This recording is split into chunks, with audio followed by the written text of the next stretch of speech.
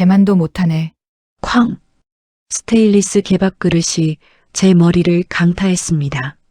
순간 눈앞이 하얘지더군요. 따뜻한 게 이마를 타고 흘러내렸어요. 피었습니다. 며느리 수진이가 웃으며 말했지요. 이제 이걸로 드세요, 어머님. 어차피 개밥이나 사람 밥이나 똑같잖아요. 저는 바닥에 쏟아진 밥을 보며 아무 말도 하지 못했습니다.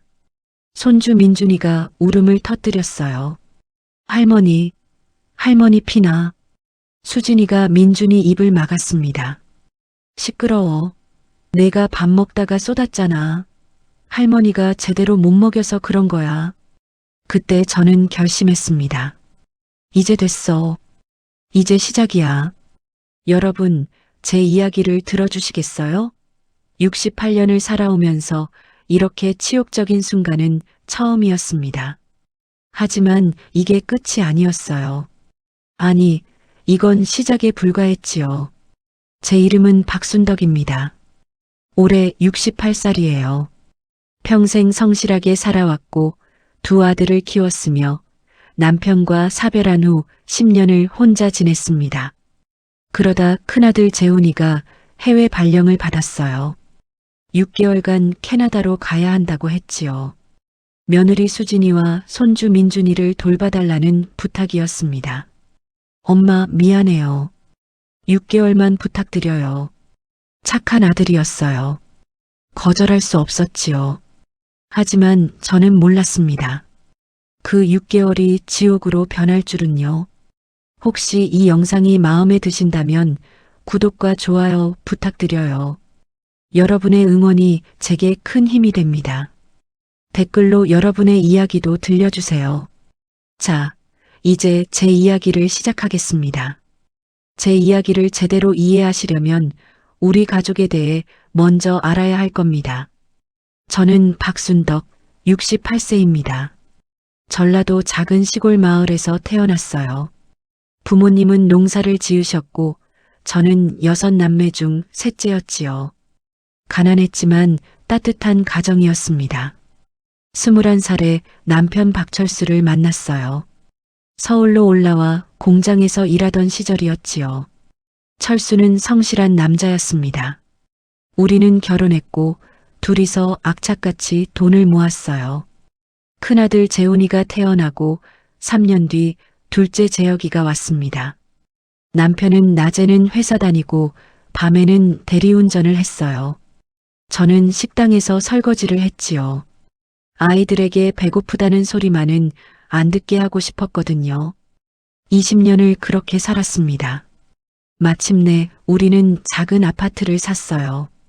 서울 외곽 98제곱미터짜리 낡은 아파트였지만 우리에겐 궁전이었지요. 재훈이와 재혁이는 대학까지 보냈습니다. 둘 다 장학금을 받는 착한 아이들이었어요. 그런데 재훈이가 31살 되던 해 남편이 쓰러졌습니다. 뇌출혈이었어요. 병원에서 사흘을 버티다가 눈을 감았지요. 여보, 아이들 부탁해. 그게 남편의 마지막 말이었습니다. 장례를 치르고 저는 혼자가 됐어요. 58살이었습니다. 재훈이는 그때 대기업에 다니고 있었고 재혁이는 부산에서 작은 사업을 시작한 참이었지요. 엄마, 나랑 같이 살자. 재훈이가 말했지만 저는 거절했어요. 아니다. 엄마는 혼자 살 수 있어. 너희들 눈치 보면서 살고 싶지 않다. 그렇게 10년을 혼자 살았습니다. 복지관에서 친구들도 사귀고 등산도 다니고 나름 행복했어요. 그러다 재훈이가 결혼을 했습니다. 신부는 김수진, 당시 32살이었어요. 처음 만났을 때 수진이는 참 예쁘고 똑 부러져 보이더군요. 명문대 나왔고 외국계 회사 다닌다고 했지요. 어머님, 잘 부탁드려요. 자주 뵈러 올게요. 공손했습니다. 저는 좋은 며느리를 얻었다고 생각했어요. 2년 후 손주 민준이가 태어났습니다. 제 생애 가장 행복한 날이었지요. 수진이는 출산 후에도 일을 계속했어요. 재훈이가 육아를 많이 도왔고 저도 일주일에 두세 번 가서 민준이를 봐줬습니다. 어머님 정말 감사해요.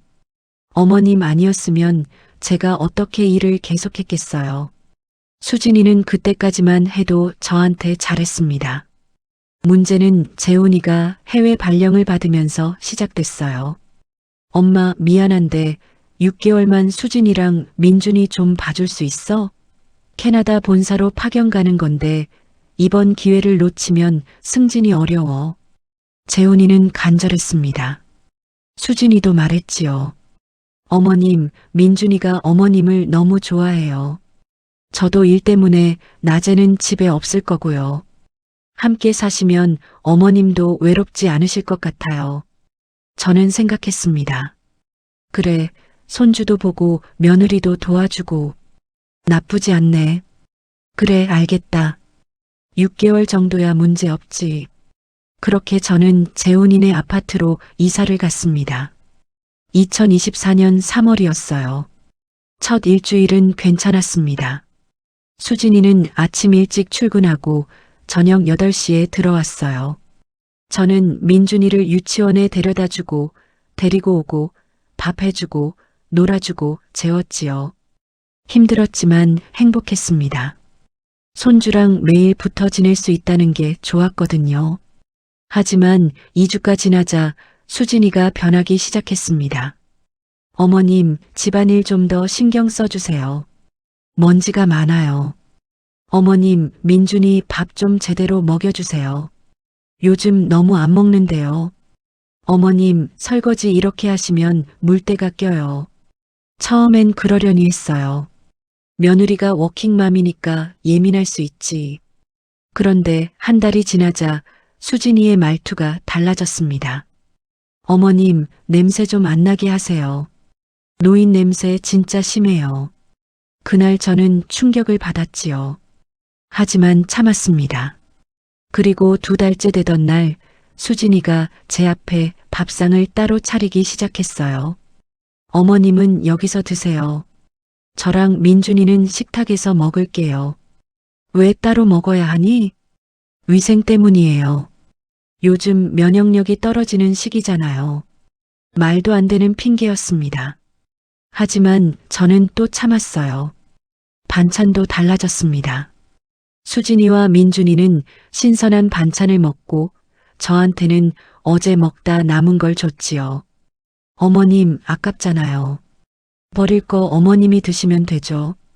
3개월째 수진이는 제 연금 카드를 달라고 했습니다. 어머님, 생활비 제가 관리할게요. 어차피 어머님 쓰실 데도 없잖아요. 아니다. 내 돈은 내가 관리한다. 에이, 그러지 마시고요. 제가 모아드릴게요. 결국 저는 카드를 빼앗겼습니다.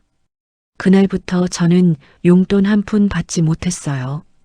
병원 가려고 해도 수진이가 말렸습니다. 택시비 아까워요. 참으세요. 친구들 만나려고 해도 막았지요. 코로나 조심하셔야죠. 밖에 나가시면 안 돼요. 저는 점점 갇혀가고 있었습니다. 그리고 4개월째 수진이는 제 명의로 담보대출을 받았어요. 어머님, 잠깐만 명의 빌려주세요. 재테크 하려고요. 금방 갚을게요. 얼마나 필요한데? 3천만 원이요. 저는 거절했습니다. 하지만 수진이는 이미 서류를 준비해 놓고 있었어요. 어머님, 재훈이 오빠가 허락했어요. 도장만 찍어주세요. 결국 저는 도장을 찍었지요. 아들이 알고 있다니까 안심했거든요. 나중에 알았습니다. 재훈이는 아무것도 몰랐어요. 5개월째 수진이의 학대는 본격화됐습니다. 어느 날 저녁 제가 국을 늦게 끓였다고 수진이가 화를 냈어요. 뭐 이렇게 늦게 해요. 그러더니 뜨거운 국을 제 손등에 쏟았습니다. 실수였어요. 미안해요, 어머님. 하지만 수진이 눈에는 미안함이 없었어요. 오히려 웃고 있었지요. 저는 2도 화상을 입었습니다. 다음 날 혼자 병원에 가서 진단서를 받아뒀어요. 그리고 저는 깨달았습니다. 이건 우연이 아니야. 계획적이야. 그날부터 저는 증거를 모으기 시작했습니다. 핸드폰에 녹음 앱을 깔았어요. 몸에 생긴 멍은 사진으로 찍어뒀지요. 병원 진단서도 모두 챙겼습니다. 그리고 인터넷으로 작은 카메라를 주문했어요. 곰 인형 안에 카메라가 들어있는 제품이었지요. 민준이 방에 슬쩍 놔뒀습니다. 수진이는 몰랐어요. 제가 준비하고 있다는 걸요. 5개월 보름째 수진이는 저를 계단에서 밀었습니다. 어머님 조심하세요. 밀어놓고 하는 말이었어요.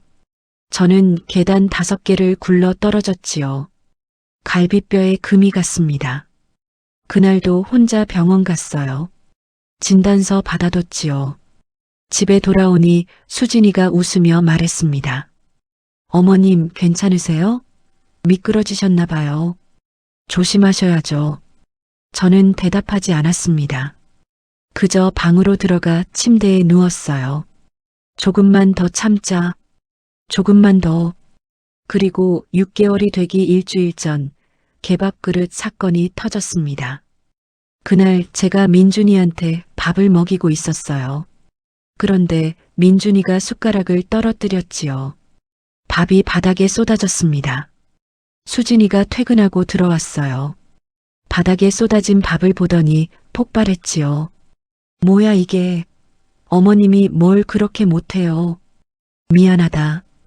민준이가 그만. 민준이 잘못이 아니라 할머니 잘못이죠. 제대로 감독을 안 하니까. 그러더니 부엌으로 가서 개밥 그릇을 들고 왔습니다. 우리 집 강아지가 먹던 그릇이었어요. 개만도 못하네. 쾅! 개밥 그릇이 제 머리를 강타했지요. 피가 흘렀습니다. 민준이가 울었어요. 그리고 수진이가 말했습니다. 이제 이걸로 드세요, 어머님. 그 순간 저는 알았어요. 이제 됐어. 이제 끝이야. 6개월간 모은 증거가 있었습니다. 녹음 파일 32개, 사진 18장, 동영상 7개, 진단서 4장, 담보대출 서류 4본. 이제 복수할 시간이었습니다. 개밥 그릇으로 머리를 맞은 그날 밤, 저는 화장실에서 상처를 소독했습니다. 거울을 보니 이마가 찢어져 있더군요. 피가 멈추지 않았어요. 수진이는 거실에서 텔레비전을 보고 있었습니다. 마치 아무 일도 없었다는 듯이요. 민준이는 이미 잠들었고 집안은 고요했지요. 저는 방으로 돌아와 침대에 앉았습니다. 손이 떨렸어요. 분노 때문인지 두려움 때문인지 알 수 없었지요. 핸드폰을 꺼내 녹음 파일들을 확인했습니다. 어머님 냄새 진짜 심해요. 개만도 못하네. 이제 요양원 알아보세요. 수진이의 목소리가 또렷하게 담겨 있었어요. 사진 폴더를 열었습니다. 제 팔에 생긴 멍, 화상 자국, 계단에서 굴러떨어진 후 찍은 갈비뼈 엑스레이 사진 모두 있었습니다. 곰 인형 카메라에서 받은 동영상도 확인했어요.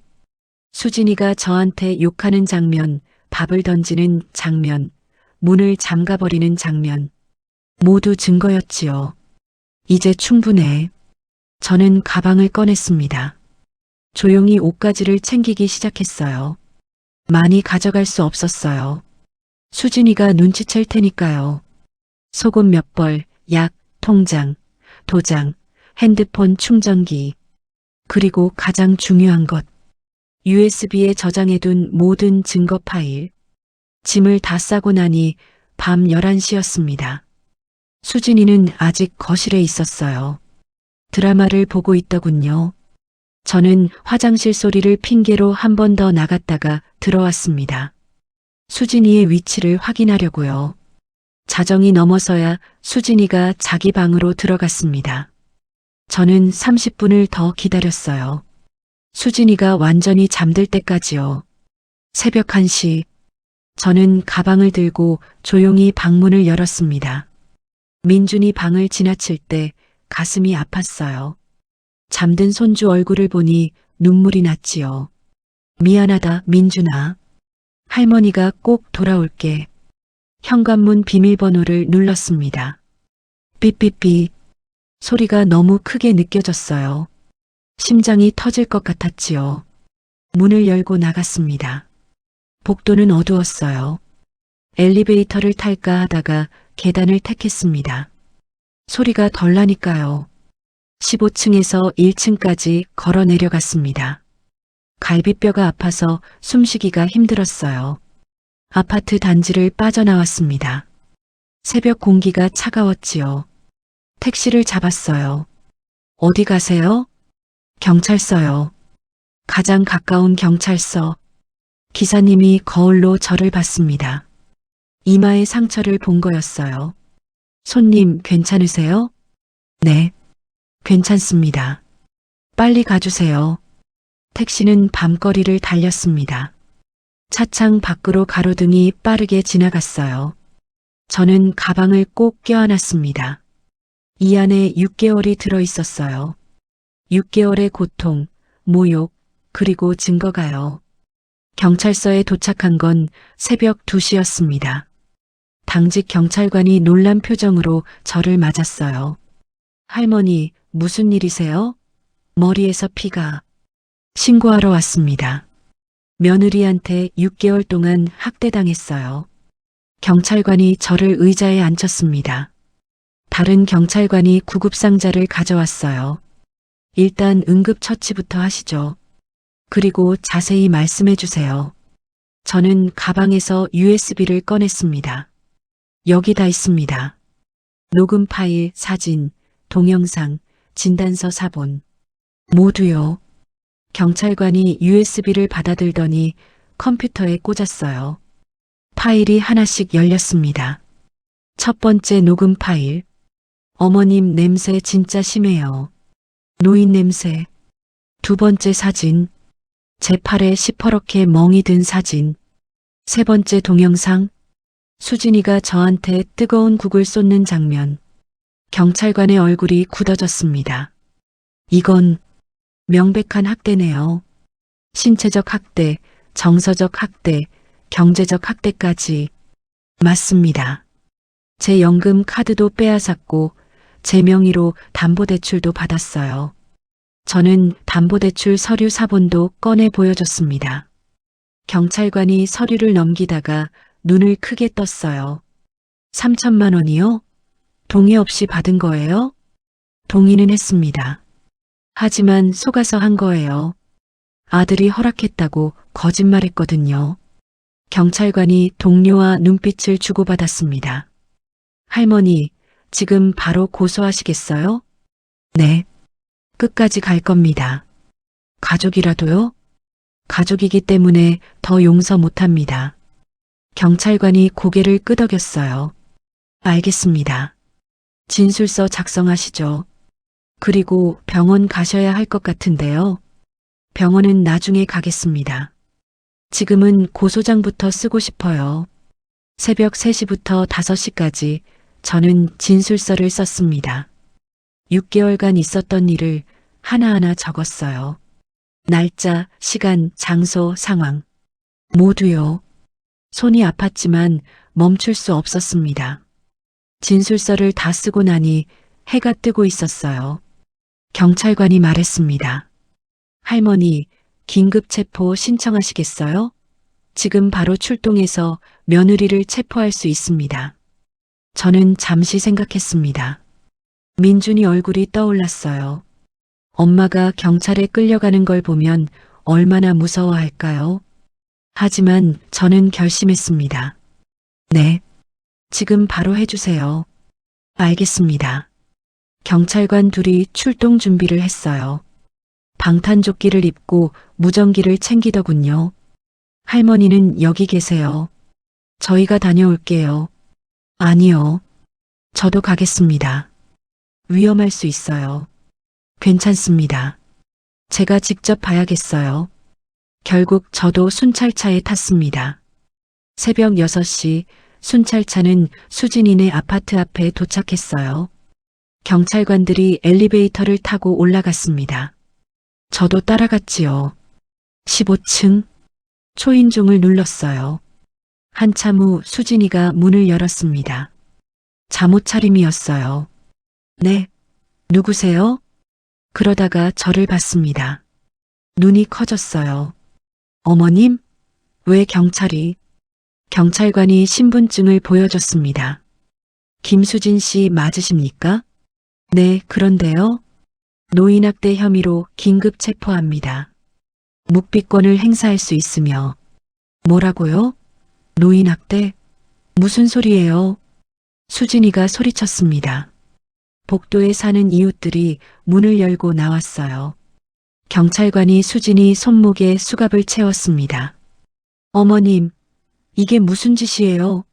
제가 뭘 잘못했어요? 수진이가 저를 노려봤습니다. 눈에서 불이 났어요. 저는 조용히 말했습니다. 6개월 동안 나한테 한 짓, 이제 다 갚을 거다. 이 미친. 경찰관이 수진이를 제지했어요. 진정하세요. 경찰서 가서 조사받으시면 됩니다. 민준이가 방에서 나왔습니다. 엄마, 엄마. 아이가 울음을 터뜨렸어요. 달려와서 수진이 다리를 붙잡았지요. 엄마 어디가? 엄마. 그 모습을 보니 가슴이 찢어지는 것 같았습니다. 하지만 저는 참았어요. 민준아, 미안하다. 하지만 이건 꼭 해야 하는 일이야. 경찰이 수진이를 데리고 갔습니다. 엘리베이터 문이 닫혔어요. 복도에는 민준이 우는 소리만 남았습니다. 이웃 아주머니 하나가 민준이를 안아줬어요. 아이고, 우리 민준이. 괜찮아. 엄마 금방 와. 저는 그 모습을 보다가 돌아섰습니다. 계단으로 내려갔어요. 다리가 후들거렸지만 걸었습니다. 아파트를 빠져나올 때 뒤를 돌아봤어요. 이제 시작이야. 수진아, 각오해. 저는 다시 택시를 탔습니다. 어디 가세요? 병원이요. 응급실. 이마의 상처를 제대로 치료받아야 했어요. 그리고 진단서도 다시 받아야 했지요. 병원에 도착했습니다. 의사 선생님이 상처를 보더니 눈살을 찌푸렸어요. 이거 어떻게 다치신 거예요? 꿰매야 할 것 같은데요. 맞았습니다. 며느리한테. 의사가 놀란 표정으로 저를 봤어요. 가정폭력이요? 신고하셨어요? 네. 방금 경찰서 다녀왔습니다. 잘하셨어요. 일단 치료부터 하시죠. 상처를 소독하고 5반을 꿰맸습니다. 아팠지만 참았어요. 진단서를 받았습니다. 두부열상, 전치 3주. 이것도 증거였지요. 병원을 나올 때 핸드폰이 울렸어요. 재훈이었습니다. 엄마, 무슨 일이야? 수진이가 잡혀갔다고. 그래, 내가 신고했다. 뭐, 엄마가? 왜? 6개월 동안 나한테 한 짓이 있단다. 무슨 소리야? 수진이가 엄마한테 뭘 했다고. 너 캐나다 간 사이에 많은 일이 있었어. 지금 당장 들어와. 엄마, 오해야. 수진이가 엄마한테 그럴 리 없어. 저는 차갑게 말했습니다. 증거가 다 있다. USB에. 내가 직접 보면 알 거야. 엄마. 전화를 끊어버렸습니다. 아들도 곧 알게 될 거예요. 자기 아내가 어떤 인간인지를요. 저는 친구 영자에게 전화했습니다. 영자야, 나야. 순떡아? 무슨 일이야? 목소리가 왜 그래? 지금 갈 데가 없어. 며칠만 재워줄 수 있어? 무슨 소리야? 무슨 일 있어? 가서 얘기할게. 주소 보낼게. 영자네 집으로 갔습니다. 영자는 제 얼굴을 보자마자 깜짝 놀랐어요. 순떡아, 이마가 왜 이래? 며느리한테 맞았어. 뭐? 저는 영자에게 모든 이야기를 했습니다. 6개월간 있었던 일, 증거를 모은 것, 오늘 아침 경찰에 신고한 것까지. 영자는 듣는 내내 눈물을 흘렸어요. 순덕아, 그동안 얼마나 힘들었어. 이제 괜찮아. 이제 시작이니까. 잘했어. 끝까지 해. 그런 년은 용서하면 안 돼. 영자가 제 손을 꼭 잡아줬습니다. 저는 그날 영자네 집에서 처음으로 편히 잤어요. 6개월 만에 처음으로 안심하고 눈을 감았지요. 꿈을 꿨습니다. 남편이 나왔어요.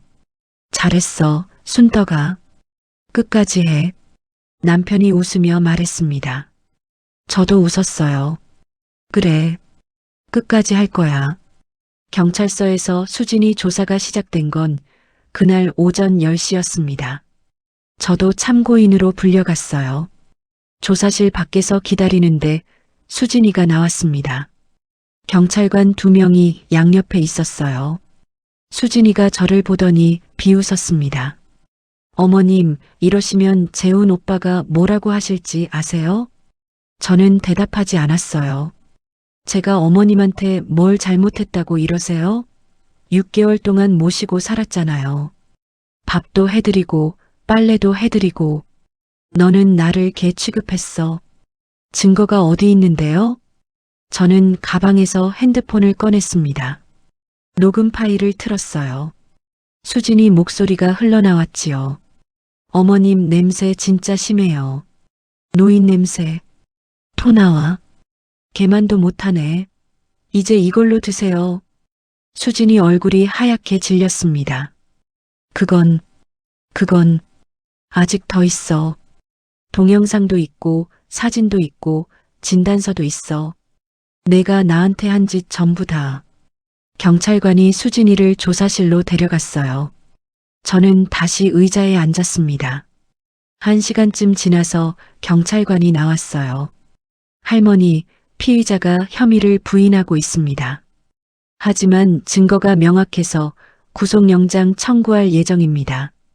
감사합니다. 할머니, 혹시 합의 의향 있으세요?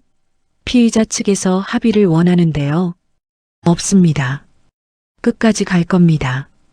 경찰관이 고개를 끄덕였어요. 알겠습니다. 강하시네요. 저는 경찰서를 나왔습니다. 핸드폰을 보니 부재중 전화가 20통이 넘었어요. 모두 재훈이었지요. 문자도 와 있었습니다. 엄마, 전화 좀 받아. 수진이가 뭐라고 하는지 들어봐야지. 엄마, 이러지 마. 가족끼리 경찰까지 가는 게 말이 돼? 엄마, 민준이 생각 안 해? 내 엄마가 감옥 가면 어떡하라고. 저는 문자를 지웠습니다. 대답할 가치도 없었어요. 대신 재훈이한테 파일 하나를 전송했습니다. 수진이가 저를 학대하는 동영상이었어요. 5분 후 재훈이한테 전화가 왔습니다. 엄마, 목소리가 떨리고 있었어요. 엄마, 이게 진짜야? 그래. 6개월 동안 저렇게 살았다. 미안해. 엄마, 내가 몰랐어. 재훈이가 울먹이기 시작했습니다. 너도 봤으니까 이제 알겠지. 내가 왜 신고했는지. 엄마, 그래도 합의하면 안 돼? 민준이가. 안 된다. 수진이는 벌을 받아야 해. 엄마, 너도 각오해라. 이혼 소송 들어갈 거니까. 뭐? 수진이 같은 사람은 내 아내 자격이 없어. 내 며느리는 더더욱 아니고. 전화를 끊었습니다. 가슴이 아팠어요. 아들한테 이런 말을 하다니. 하지만 어쩔 수 없었습니다. 영자네 집으로 돌아왔어요. 영자가 점심을 차려놨더군요. 먹어. 기운 내야지. 고맙다. 밥을 먹는데 눈물이 났습니다.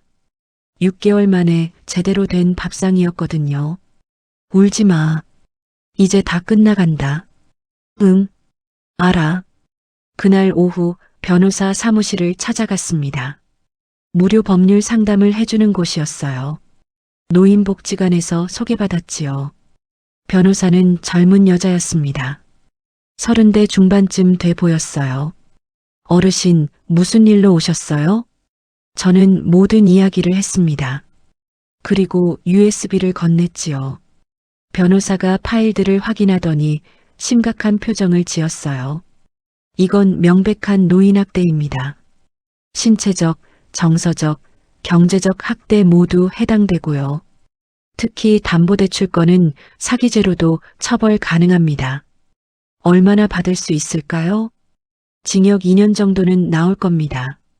증거가 이렇게 확실하면 집행유예 없이 실형 선고될 가능성이 높아요. 좋습니다.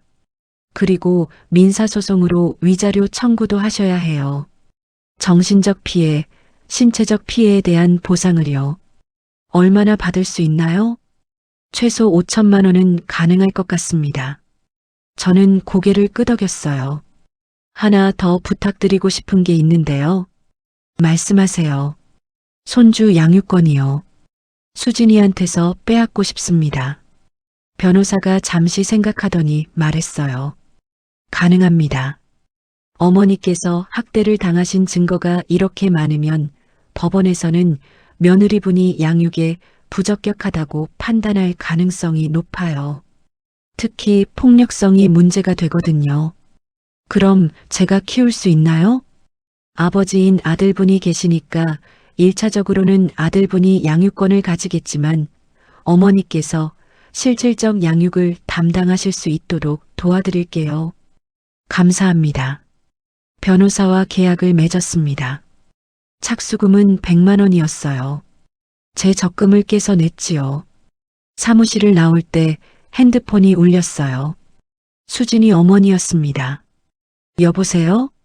사돈어른, 저 수진이 엄마예요. 목소리가 떨리고 있었어요. 네. 사돈어른, 제발 합의해 주세요. 수진이가 잘못했어요. 제가 사과드릴게요. 합의는 없습니다. 수진이가 감옥 가면 우리 민준이는 어떡하라고요? 그건 당신네가 알아서 할 일이지 내가 상관할 바 아닙니다. 이렇게 매정하게 굴면 나중에 후회하세요. 저는 지금 당신 딸이 나한테 한 짓 때문에 후회하고 있습니다. 6개월을 왜 참았나 하고요. 사돈어른, 전화를 끊었어요. 가슴이 답답했습니다. 하지만 저는 흔들리지 않았어요. 이틀 후 수진이 구속영장이 발부됐다는 연락을 받았습니다. 할머니, 피의자 구속됐습니다. 도주 우려와 증거인멸 우려가 인정됐어요. 저는 안도의 한숨을 쉬었습니다. 감사합니다. 그날 저녁 뉴스를 보는데 수진이 사건이 나왔어요.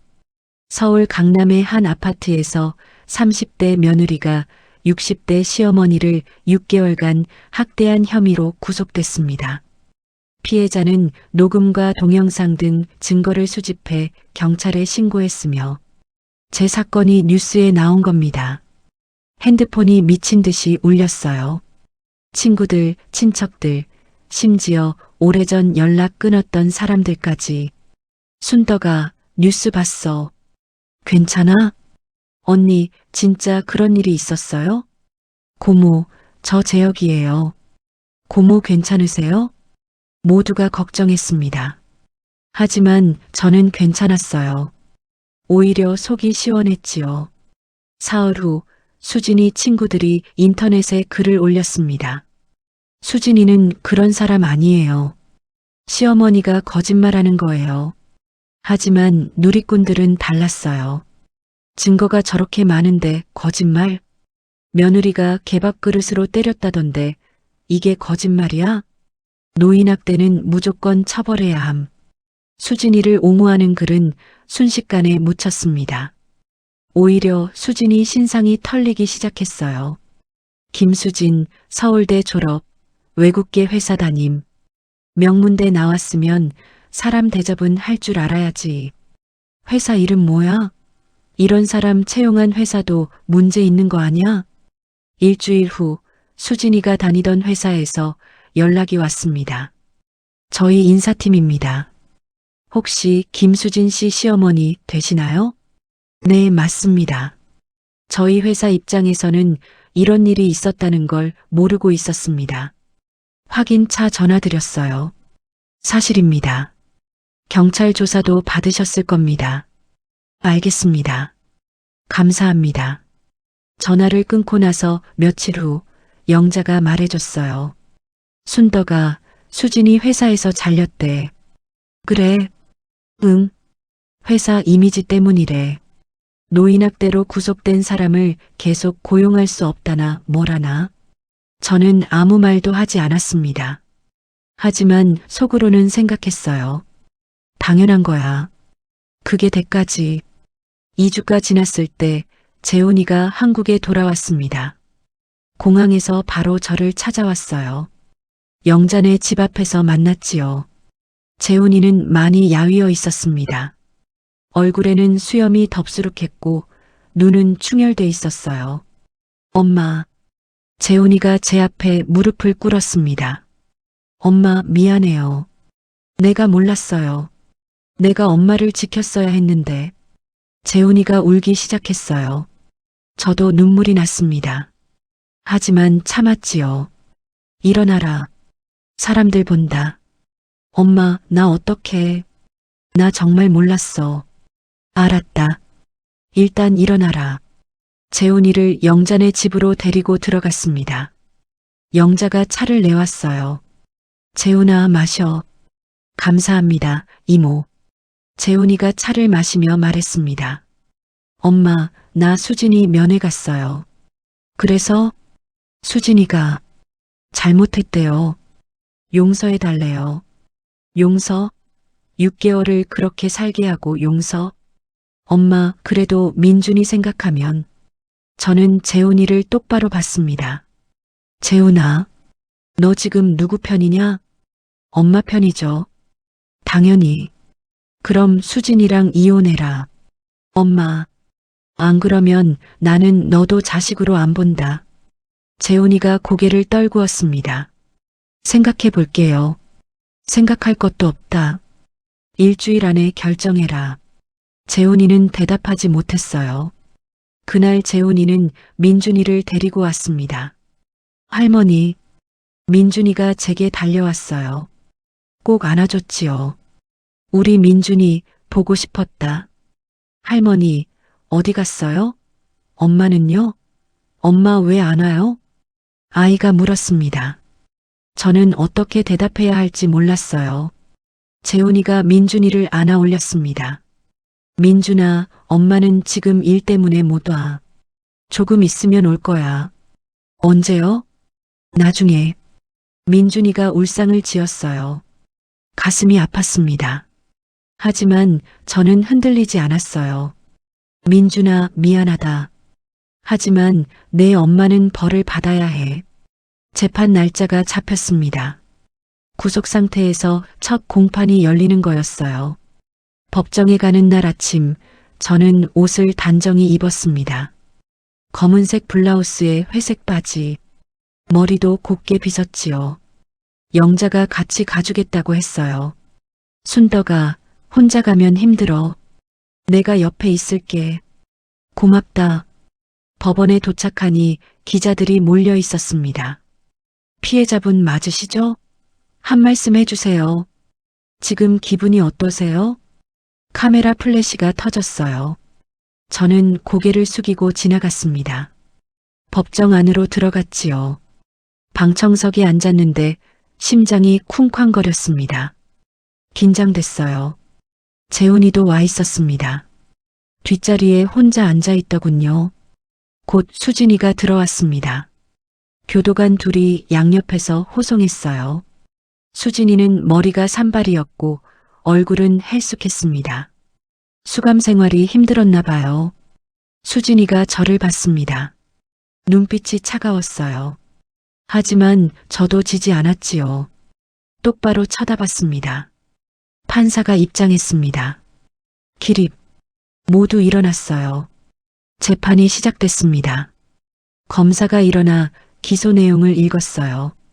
피고인 김수진은 2024년 3월부터 8월까지 6개월간 시어머니 박순덕 씨를 상습적으로 학대했습니다.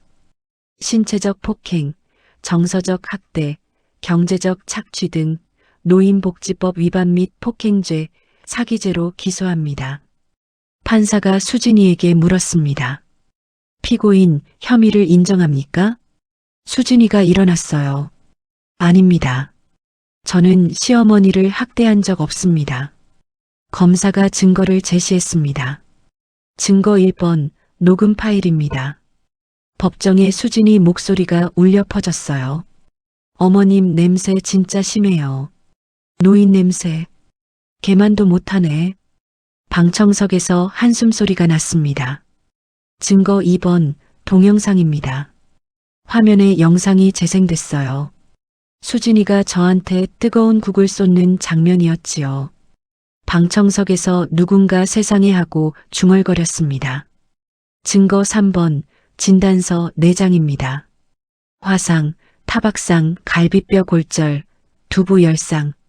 판사가 진단서들을 살펴봤어요. 표정이 굳어졌지요. 증거 4번 담보대출 서류입니다. 피해자 명의로 무단 대출한 증거입니다. 검사가 서류를 제출했습니다. 수진이 변호사가 일어났어요. 판사님, 피고인은 시어머니를 극진히 모셨습니다. 일부 오해가 있었을 뿐이고요. 오해요? 네. 피고인은 워킹맘으로서 극심한 스트레스 상태에 있었고 일부 과도한 언행이 있었을 수는 있으나 고의적 학대는 아니었습니다. 검사가 반박했어요. 6개월간 지속적으로 이뤄진 행위가 오해일 수 없습니다. 게다가 피해자는 증거를 체계적으로 수집할 만큼 명백히 학대를 인지하고 있었습니다. 판사가 저를 쳐다봤습니다. 피해자, 증언하시겠습니까? 저는 일어났어요. 다리가 후들거렸지만 걸어나갔습니다. 증인석에 섰어요. 선서를 했습니다. 양심에 따라 숨김없이 말하고 판사가 물었습니다. 피해자분, 6개월간 무슨 일이 있었는지 말씀해 주세요. 저는 천천히 이야기했습니다. 처음 한 달은 괜찮았다고.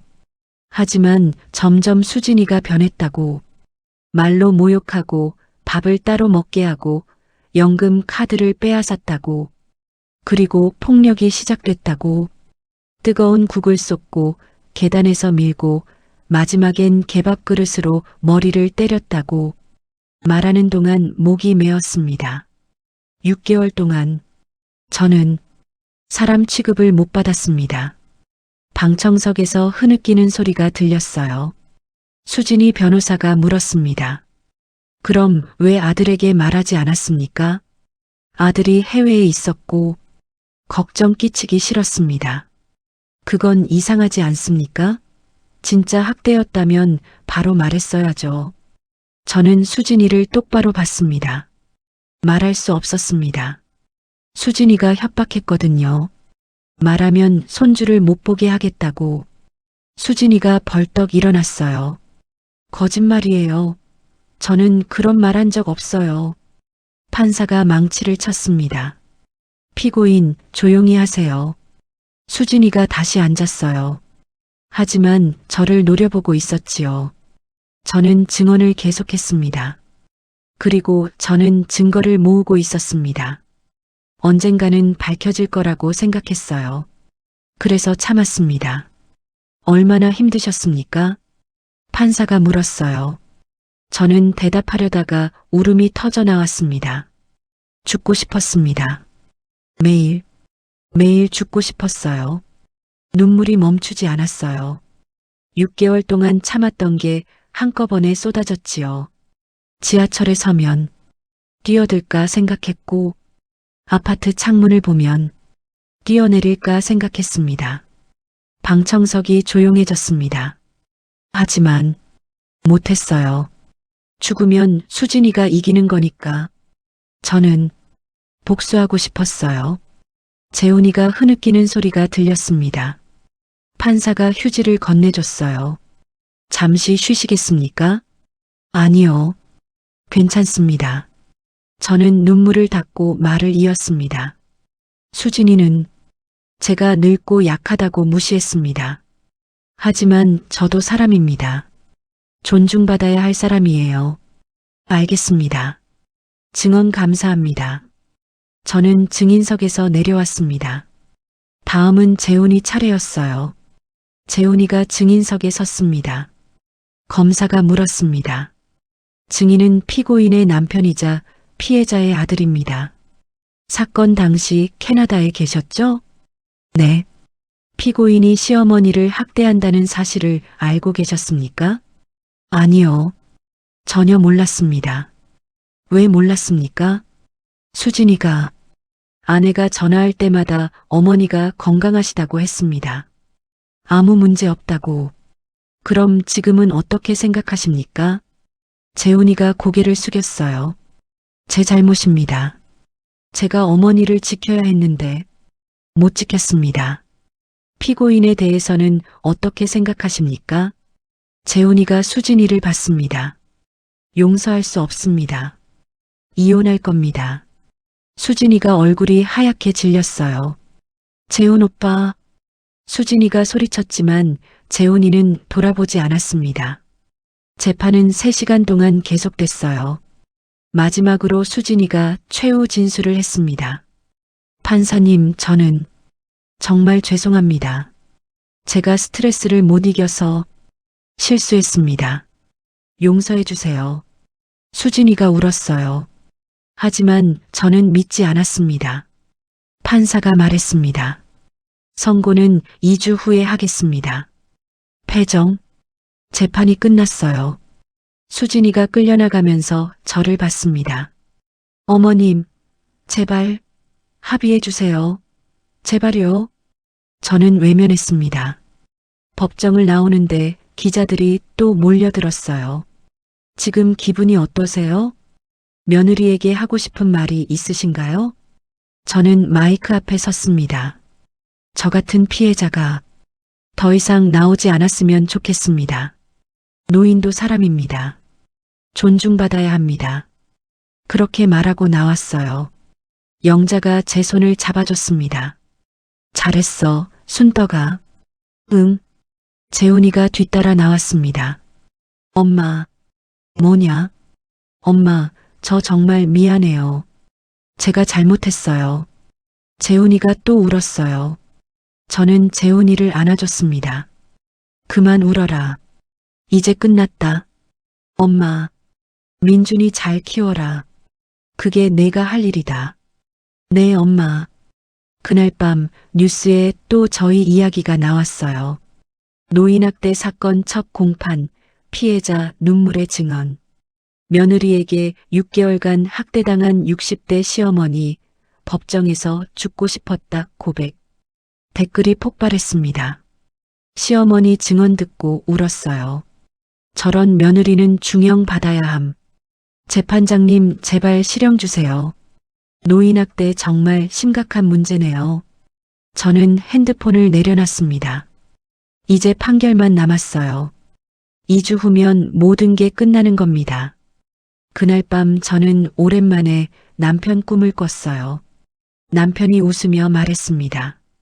순덕아, 고생 많았어. 이제 거의 다 왔어. 여보, 조금만 더 힘내. 끝까지 가. 남편이 제 머리를 쓰다듬었어요. 따뜻했습니다. 꿈에서 깨어났을 때 베개가 젖어 있었어요. 울었나 봅니다. 하지만 이제 정말 끝이 보였어요. 조금만 더 버티면 됐습니다. 선고를 기다리는 2주는 길게만 느껴졌습니다. 저는 영자네 집에 머물면서 민준이를 자주 만났어요. 재훈이가 데려왔지요. 할머니, 우리 집 언제 가요? 민준이가 물었습니다. 조금만 기다려. 곧 갈 수 있어. 엄마는요? 엄마 보고 싶어요. 아이의 눈에 눈물이 고였어요. 가슴이 찢어지는 것 같았습니다. 민준아, 엄마는 지금 일 때문에 바빠서. 거짓말이에요. 할머니 거짓말쟁이. 민준이가 울면서 소리쳤어요. 그러곤 방으로 뛰어들어가 버렸지요. 재훈이가 한숨을 쉬었습니다. 엄마, 민준이가 요즘 너무 힘들어해요. 밤마다 악몽 꾸고 밥도 잘 안 먹고. 미안하다. 아니에요. 엄마 잘못이 아니에요. 다 수진이하고 제 잘못이죠. 재훈이도 많이 힘들어 보였어요. 머리카락에 흰머리가 늘었고 눈 밑에 다크서클이 짙었지요. 재훈아, 너도 쉬어라. 몸 상하겠다. 괜찮아요. 지금은 민준이한테 집중해야죠. 착한 아들이었습니다. 선고일 이틀 전 뜻밖의 전화가 왔어요. 변호사 선생님이었습니다. 어머님, 큰일 났어요. 무슨 일인데요? 피고인 측에서 새로운 증인을 신청했어요. 증인이요? 누구요?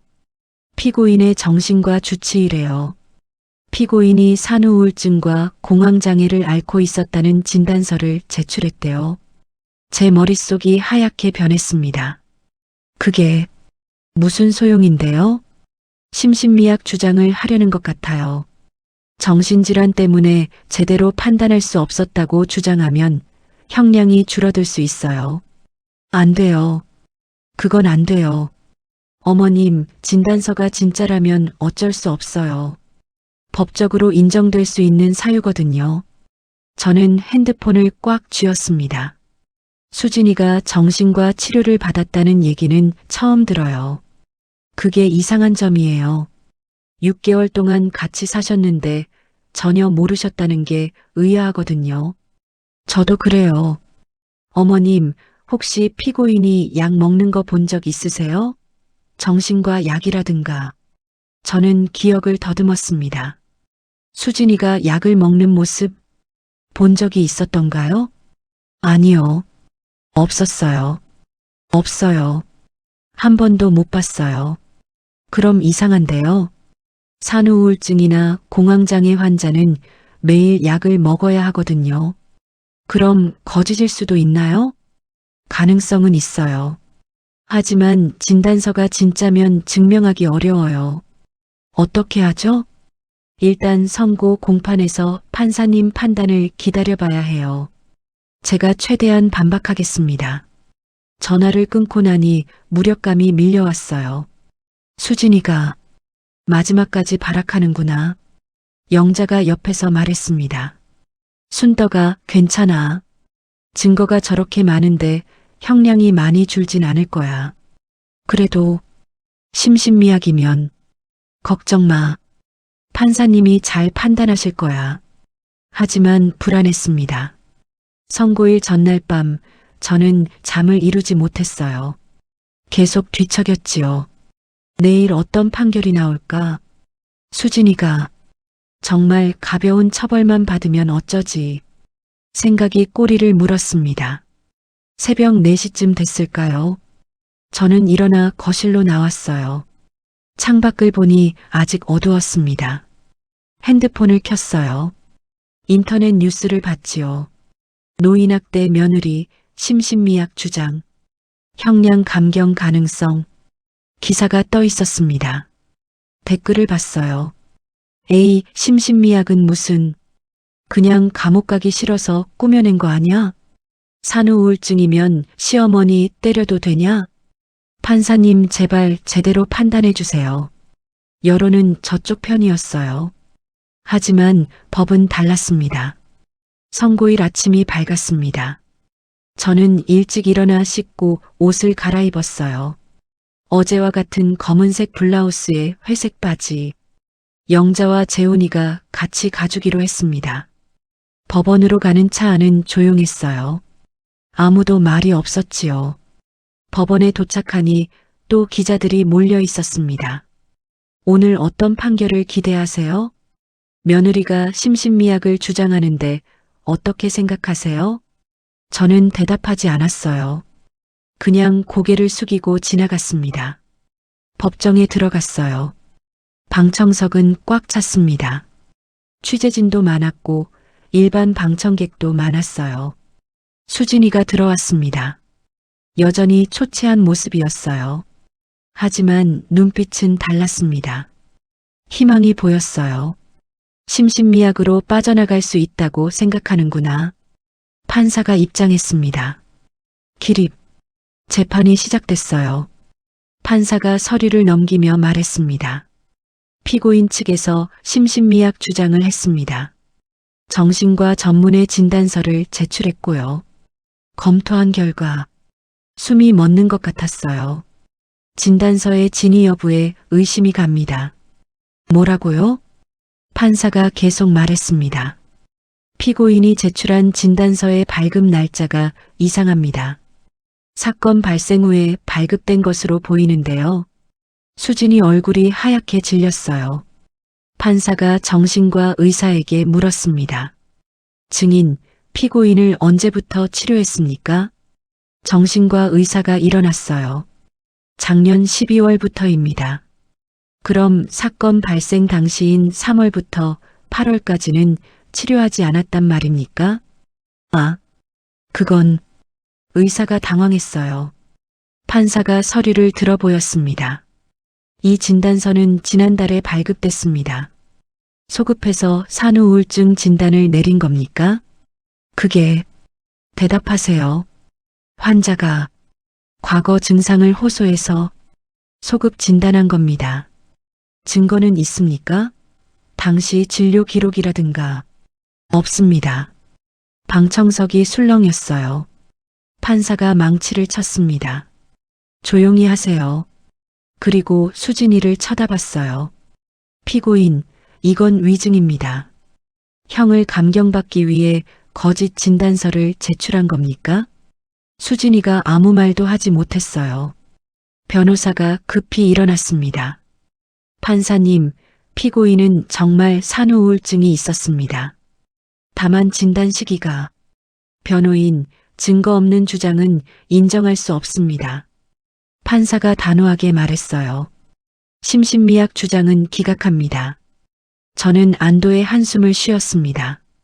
영자가 제 손을 꼭 잡아줬어요. 판사가 판결문을 읽기 시작했습니다. 피고인 김수진은 6개월간 피해자를 상습적으로 학대했습니다. 신체적 폭행, 정서적 학대, 경제적 착취 등 노인복지법 위반 및 폭행죄, 사기죄가 명백히 인정됩니다. 증거 또한 명확합니다. 녹음, 동영상, 진단서 등 피해자가 제출한 증거는 모두 신빙성이 있습니다. 피고인은 반성의 기미가 보이지 않으며 오히려 거짓 진단서까지 제출해 형을 면하려 했습니다. 이에 본 재판부는 판사가 잠시 멈췄어요. 법정이 조용해졌습니다. 피고인 김수진에게 징역 2년을 선고합니다. 방청석에서 박수가 터져 나왔어요. 조용히 하세요. 판사가 망치를 쳤지만 박수는 멈추지 않았습니다. 수진이가 주저앉았어요. 2년? 2년이라고? 추가로 피해자에게 위자료 5천만 원을 지급하라 명합니다. 그리고 피고인의 양육권을 박탈합니다. 수진이가 소리쳤어요. 안 돼요. 민준이 제 아들이에요. 피고인은 폭력성과 정신적 불안정성을 보였으므로 양육에 부적격하다고 판단합니다. 양육권은 친권자인 부친에게 귀속됩니다. 재판장님, 제발. 수진이가 울부짖었지만 소용없었어요. 교도관들이 수진이를 끌고 나갔습니다. 어머님, 어머님, 용서해 주세요. 제발. 수진이의 목소리가 복도로 멀어져 갔어요.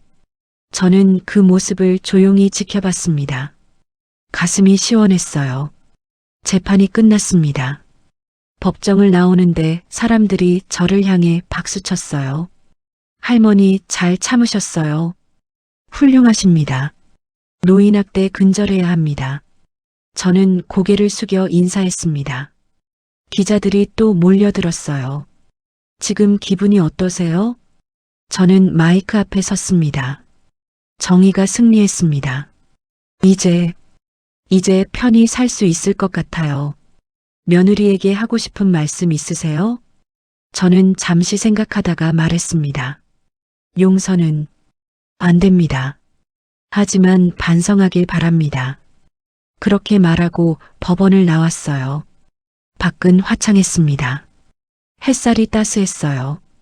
재훈이가 다가왔습니다. 엄마, 수고하셨어요. 너도 고생했다. 이제 집으로 가요. 민준이가 기다려요. 그래. 우리는 차에 올랐습니다. 차가 출발했어요. 창밖으로 거리가 지나갔습니다. 저는 창문을 내렸어요. 바람이 얼굴을 스쳤지요. 상쾌했습니다. 이제 정말 끝났구나. 6개월의 악몽이 끝났어요. 이제 새로운 시작이었습니다. 하지만 저는 몰랐어요. 진짜 반전은 이제부터였다는 걸요. 판결이 나고 일주일이 지났습니다. 저는 재훈이네 집으로 돌아왔어요. 민준이와 함께 살기 위해서였지요. 할머니, 할머니 왔다. 민준이가 달려와 안겼습니다.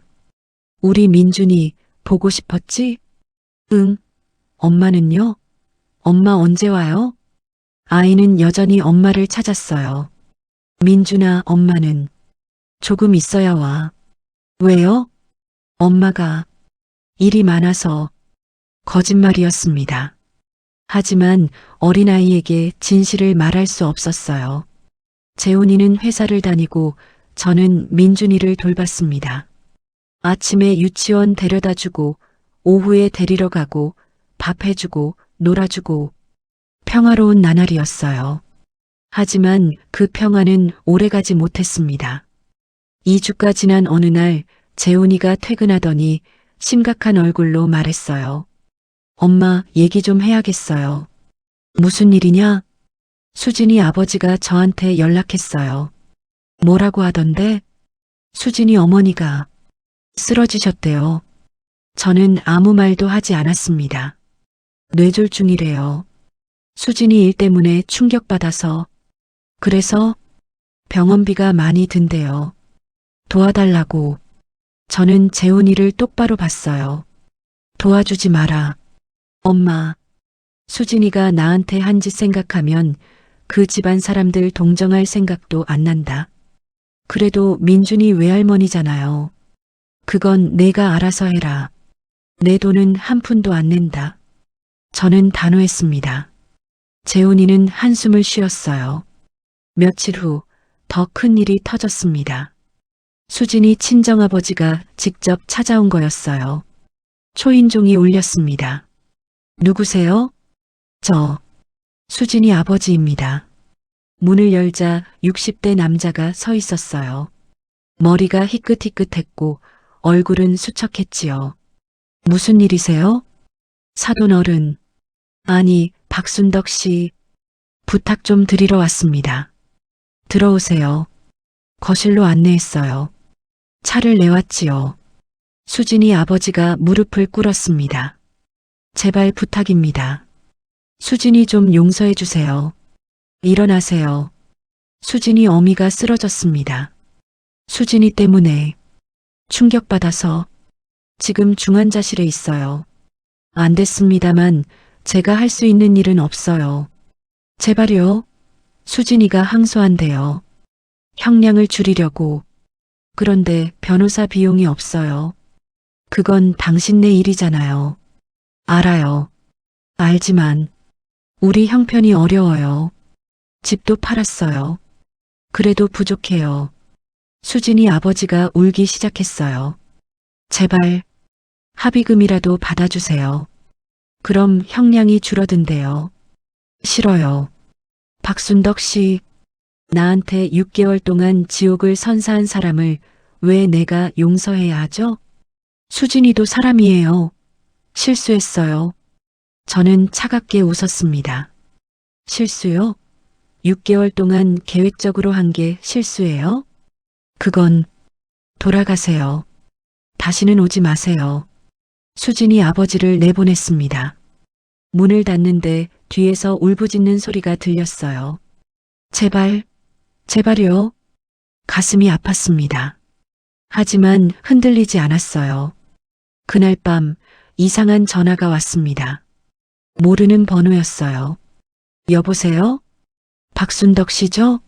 저 기자예요. 한국일보 사회부. 네. 수진 씨 친정 이야기 들으셨어요? 어머니가 쓰러지고 집까지 팔았다던데요. 그게 저랑 무슨 상관인가요? 여론이 바뀌고 있어요.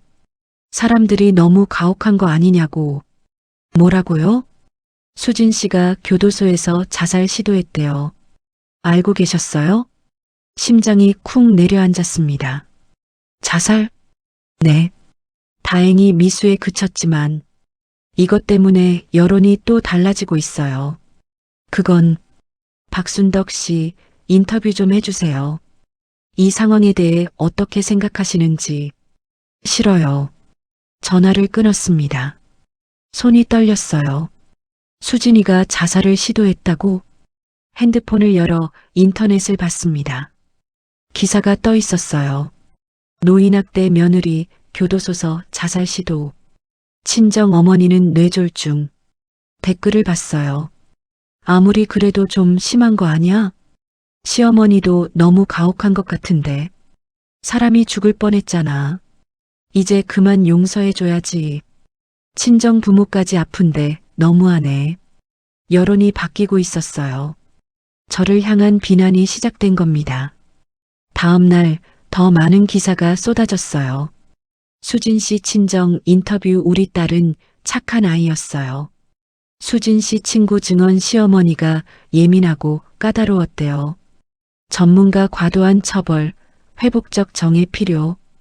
거짓말들이었어요. 하지만 사람들은 믿기 시작했지요. 핸드폰에 악플이 달리기 시작했습니다. 할망구가 며느리 인생 망쳤네. 그냥 참고 살지 왜 신고해서 난리야. 이것도 갑질이다. 시어머니 갑질. 눈물이 났어요. 제가 피해자인데 왜 제가 욕을 먹어야 하죠? 영자가 전화했습니다. 순덕아, 뉴스 봤어? 응. 신경 쓰지 마. 사람들은 금방 잊어버려. 하지만 너는 잘못한 게 없어. 정당방위였어. 그래. 알아. 하지만 마음이 흔들렸어요. 일주일 후 더 큰 충격이 왔습니다. 재훈이가 퇴근하더니 말했어요. 엄마, 큰일 났어요. 또 뭐냐? 수진이가 항소심에서 승소했대요. 뭐? 형량이 줄었어요. 징역 1년으로. 그게 무슨 소리냐? 법원에서 정상 참작 사유를 인정했대요. 자살 시도, 친정 어머니 병환, 반성문.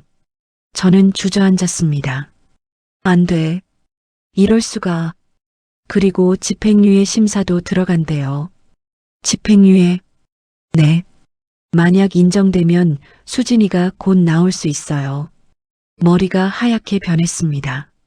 수진이가 나온다고? 그날 밤 잠을 이룰 수 없었어요. 계속 뒤척였지요. 내가 뭘 잘못했을까?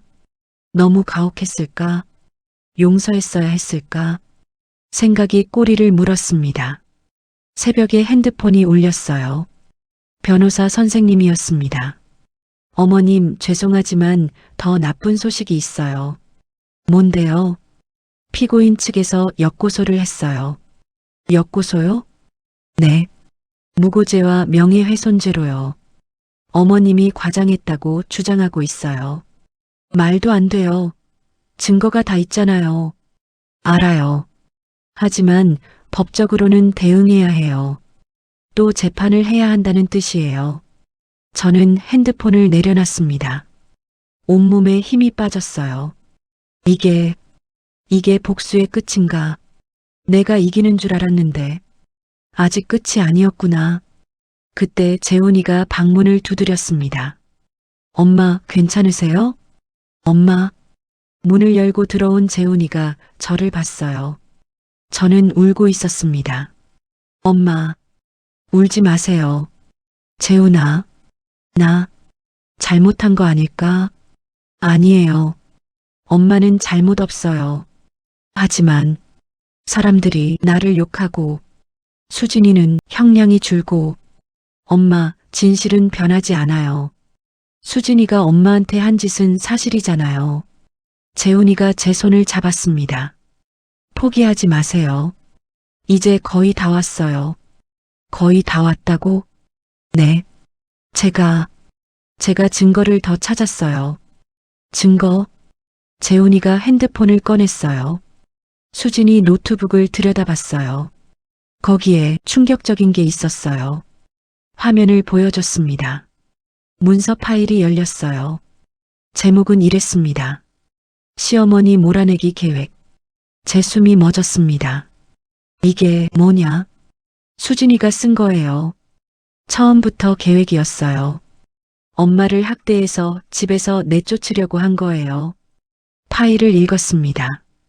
1개월 차 말로 압박하기, 냄새 난다고 하기, 밥상 따로 차리기, 2개월 차 경제적으로 고립시키기, 연금 카드 빼앗기, 병원 못 가게 하기, 3개월 차 신체 접촉 시작하기, 뜨거운 거 쏟기, 밀기, 4개월 차 본격적 폭력, 멍들게 하기, 다치게 하기, 최종 목표 시어머니가 견디지 못하고 나가거나 요양원 가게 만들기. 모든 게 계획이었어요. 수진이는 처음부터 저를 몰아낼 생각이었던 겁니다. 이걸 법원에 제출해야 해요. 네, 엄마. 내일 바로 변호사님한테 드릴게요. 저는 파일을 다시 읽었습니다. 분노가 치밀어 올랐어요. 계획이었어. 전부 계획이었어. 나를 처음부터 사람 취급 안 한 거야. 그날 밤 저는 결심했습니다. 끝까지 간다. 절대 용서 안 한다. 수진이가 무릎 꿇고 빌어도 소용없어. 이건 이제 복수가 아니야. 정의야. 다음 날 아침 저는 변호사 사무실로 갔습니다. 재훈이가 찾은 파일을 USB에 담아서 가져갔어요. 어머님, 이건 결정적 증거예요. 변호사 선생님이 파일을 보더니 눈이 커졌습니다. 계획서라니. 이건 고의적 학대를 증명하는 완벽한 증거예요. 이걸로 역고소는 당연히 기각되고 항소심 판결도 뒤집을 수 있어요. 정말요? 네. 즉시 재항소 들어가겠습니다. 그리고 이 증거를 언론에도 공개하시는 게 좋을 것 같아요. 언론에요? 네. 지금 여론이 피고인 쪽으로 기울어져 있잖아요. 이 파일을 공개하면 진실이 밝혀질 겁니다. 저는 고개를 끄덕였어요. 하세요. 뭐든지 하세요. 이틀 후 뉴스에 터졌습니다. 노인학대 며느리 알고 보니 계획 범죄. 충격적 문서 발견. 시어머니 몰아내기 계획서 공개. 단계별 학대 방법 기록. 방송에서 파일 내용이 공개됐어요. 1개월 차 말로 압박하기. 2개월 차 경제적 고립. 3개월 차 신체 접촉. 앵커가 말했습니다. 이는 단순한 가정 내 갈등이 아닌 치밀하게 계획된 범죄였음이 드러났습니다. 댓글이 폭발했어요. 미친. 이게 사람이야? 계획적이었다고? 이건 징역 10년 받아야 함. 수진이 옹호했던 사람들 다 어디 갔어? 할머니한테 사과해라. 여론이 다시 뒤집혔습니다. 수진이를 옹호하던 사람들은 조용해졌어요. 대신 수진이를 비난하는 목소리가 커졌지요. 수진이 친정아버지가 다시 찾아왔습니다. 초인종을 눌렀지만 저는 받지 않았어요. 박순덕 씨, 제발 문 좀 열어주세요. 문 밖에서 소리쳤지만 무시했습니다. 미안합니다. 우리가 잘못 알았어요. 제발 문 열어주세요. 1시간을 문 앞에서 울부짖더니 결국 돌아갔어요. 저는 창문으로 그 모습을 지켜봤습니다. 가엾다는 생각은 들지 않았어요. 그날 저녁 재훈이가 퇴근했습니다. 엄마, 큰 뉴스 들었어요? 뭔데? 수진이 회사에서 손해배상 소송 건데요. 회사 이미지 실추시켰다고. 얼마나? 1억 원이래요. 저는 아무 말도 하지 않았습니다. 그리고 수진이 친구들도 다 등 돌렸대요. SNS에서 다 차단했다던데요. 그래. 엄마, 이제 됐죠? 수진이 완전히 무너졌어요. 저는 재훈이를 봤습니다. 재훈아, 나는 수진이를 무너뜨리려고 한 게 아니야. 그럼요. 나는 단지 정의를 원했어. 내가 당한 걸 인정받고 싶었고 수진이가 벌을 받길 원했지. 그게 됐잖아요. 아니야. 아직 안 끝났어. 뭐가 더 남았어요? 저는 잠시 생각했습니다. 수진이가 진심으로 반성하는 걸 보고 싶어? 진심으로요? 응. 입으로만 하는 사과 말고 정말 자기가 뭘 잘못했는지 아는 거. 그걸 원해. 재훈이가 한숨을 쉬었어요. 엄마, 그건 어려울 것 같은데요. 알아. 하지만 그게 진짜 복수야. 일주일 후 재앙소 심리가 열렸습니다. 저는 또다시 법정에 섰어요. 이번엔 긴장되지 않았습니다. 증거가 확실했으니까요. 수진이가 들어왔어요. 더 야위었더군요. 눈은 푹 꺼졌고 머리는 헝클어져 있었지요. 하지만 저는 동정하지 않았습니다. 판사가 입장했어요. 피고인 측에서 제출한 계획서를 검토했습니다. 이는 고의적이고 계획적인 범죄를 명백히 보여주는 증거입니다. 따라서 항소심 판결을 파기합니다. 원심인 징역 2년을 유지합니다. 수진이가 비명을 질렀어요. 안 돼요. 안 돼. 추가로 피고인의 역고소는 기각합니다. 무고죄 및 명예훼손 혐의는 인정되지 않습니다. 그리고 판사가 잠시 멈췄습니다. 피고인의 집행유예 신청도 기각합니다. 반성의 진정성이 보이지 않습니다. 수진이가 주저앉았어요. 교도관들이 부축해서 세웠지요. 재판이 끝났습니다.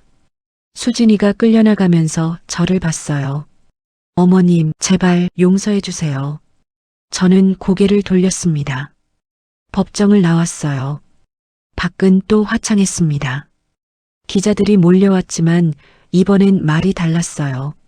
할머니, 승소 축하드립니다. 정의가 이겼습니다.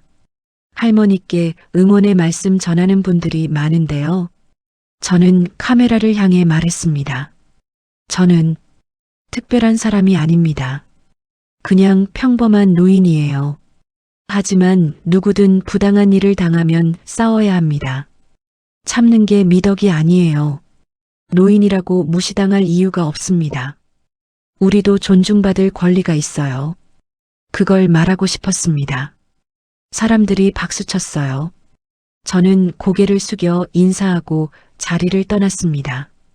집으로 돌아가는 길 재훈이가 말했어요. 엄마, 대단하세요. 뭐가? 끝까지 포기 안 하신 거요. 당연한 거 아니냐. 많은 사람들이 중간에 포기해요. 힘들어서 지쳐서 나도 포기하고 싶었어. 매일매일. 그런데 왜 안 하셨어요? 저는 창밖을 봤습니다. 내 아버지가 말했거든. 꿈에서. 아버지가요? 응. 끝까지 가라고. 정의는 반드시 이긴다고.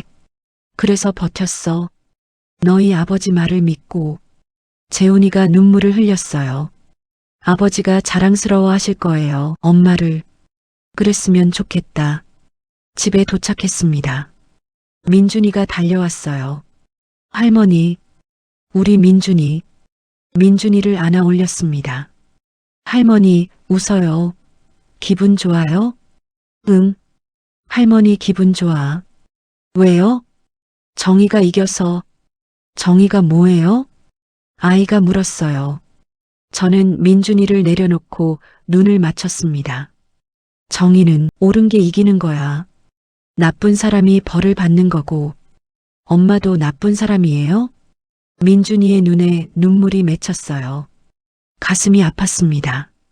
민준아, 할머니, 엄마가 할머니한테 나쁜 짓 했어요? 아이는 알고 있었어요. 다 알고 있었던 겁니다. 저는 민준이를 안아줬습니다. 민준아, 엄마는 실수했어. 큰 실수. 엄마 보고 싶어요. 알아. 하지만 지금은 안 돼. 언제요?